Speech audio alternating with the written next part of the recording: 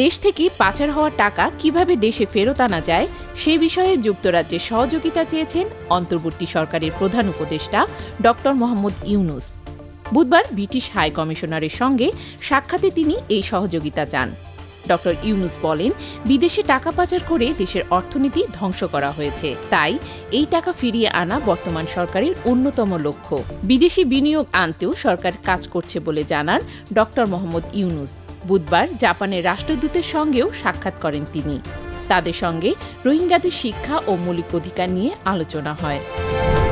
সাম্প্রতিক সহিংসতায় বিভিন্ন স্থানে 10 জনকে হত্যার অভিযোগে সাবেক প্রধানমন্ত্রী শেখ হাসিনার বিরুদ্ধে আরও বেশ কয়েকটি মামলা হয়েছে।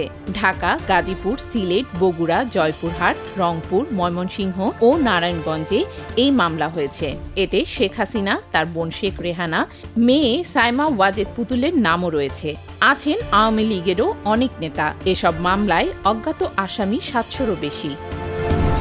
বিএনপির প্রতিনিধি দলের সঙ্গে বৈঠক করেছেন ঢাকা নিযুক্ত চীনের রাষ্ট্রদূত ইয়াও ওয়েন।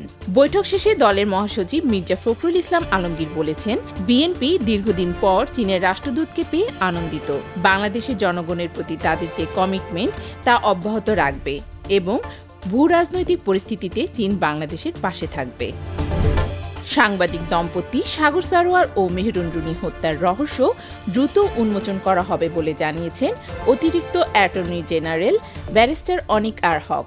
মঙ্গলবার রাতে নেক্সাস টেলিভিশনের 7 দিন অনুষ্ঠানে তিনি বলেন, এখন পর্যন্ত 111 বার এই মামলার তদন্ত প্রতিবেদন দাখিলের সময় নেওয়া হয়েছে।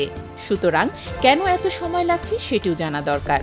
2012 সালের 11 ফেব্রুয়ারি রাতে রাজধানীর পশ্চিম রাজাবাজারে সাংবাদিক দম্পতি সাগর সারোয়ার ও মেহেরুন রুনিকে নির্মমভাবে হত্যা করা হয়। আশা করি এখন এটা আলোর মুখ দেখবে।